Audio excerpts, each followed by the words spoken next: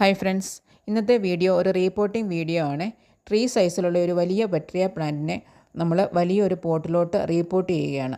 ഇപ്പോൾ നിന്നിരുന്ന ആ ചട്ടിയിൽ അത് കൊള്ളാത്തതുപോലെ വളർന്നു കഴിഞ്ഞതുകൊണ്ട് വലിയൊരു പോട്ട് എടുത്തിട്ടുണ്ട്. ഡ്രെയിനേജ് ഹോളൊക്കെ കൊടുത്തു. നമ്മൾ പോട്ടിംഗ് മിക്സും റെഡിയാക്കി വെച്ചിട്ടുണ്ട്. എല്ലുപൊടി, വേപ്പിൻ പിണ്ണാക്ക്, ചാണകപ്പൊടി, മണ്ണിര കമ്പോസ്റ്റ് എല്ലാം കൂടെ ചേർന്ന ഒരു പോട്ടിംഗ് മിക്സാണ് റെഡിയാക്കിയിരിക്കുന്നത്.